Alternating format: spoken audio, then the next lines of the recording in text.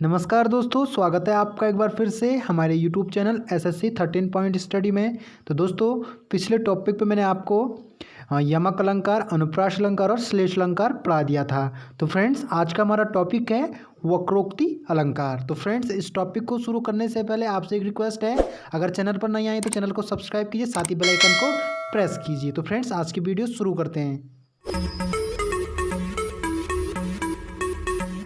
तो देखिए फ्रेंड्स, सबसे पहले आप वक्रोक्ति अलंकार की परिभाषा देखिए। यहाँ पे देखिए वक्रोक्ति अलंकार की परिभाषा।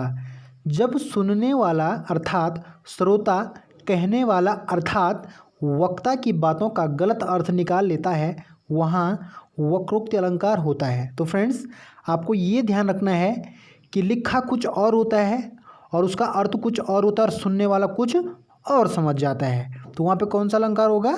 वक्रोक्ति अलंकार। ओके फ्रेंड्स, आपको पता होना चाहिए कि वक्रोक्ति अलंकार के दो भेद होते हैं। वक्रोक्ति अलंकार के दो भेद होते हैं। पहला आता है काकू वक्रोक्ति और दूसरा क्या है? श्लेष वक्रोक्ति।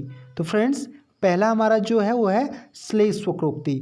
तो श्लेष वक्रोक्ति को जानिए पहले।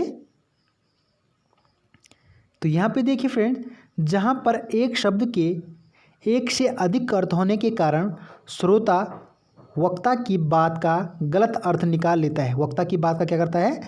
गलत अर्थ निकाल लेता है। वहाँ पर क्या होता है? श्लेष वक्रोक्ति अलंकार होता है।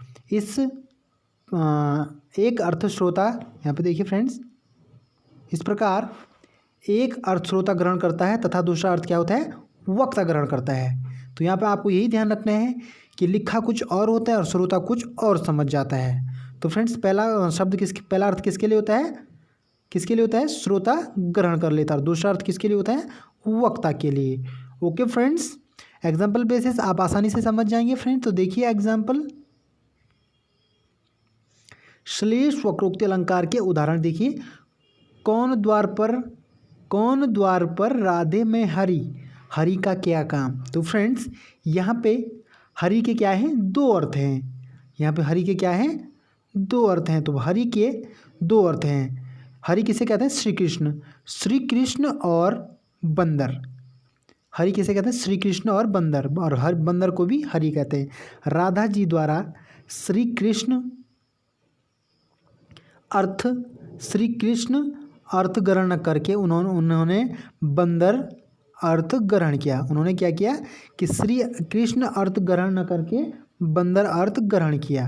ओके फ्रेंड्स, तो वहाँ पे कौन सा अलंकार होगा फिर? क्या होगा फ्रेंड्स? श्लेष वक्रोक्ति अलंकार। ओके फ्रेंड्स, नेक्स्ट देखिए,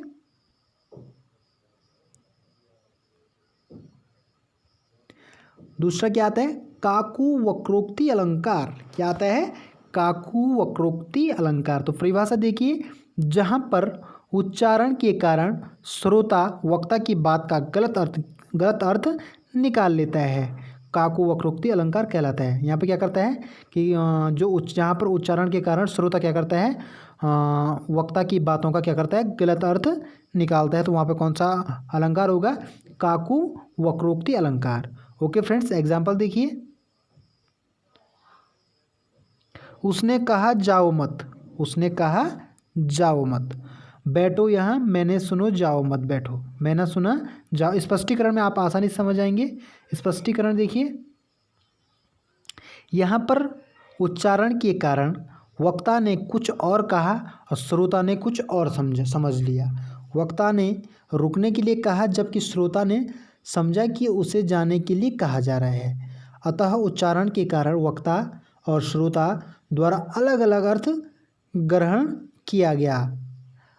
तो यहाँ पे कौन सा जो अलंकार होगा फ्रेंड्स? वहाँ पे होगा काकू वक्रोक्ति अलंकार। तो फ्रेंड्स, आशा करता हूँ कि आपको ये टॉपिक पसंद आया होगा। अगर फ्रेंड्स आपको ये टॉपिक पसंद आता है तो हमारे चैनल को ज़रूर सब्सक्राइब करें और वीडियो को शेयर करें। तो फ्रेंड्स, मिलता हूँ अपने अगले टॉपिक पे। तब तक के लिए धन्यवाद।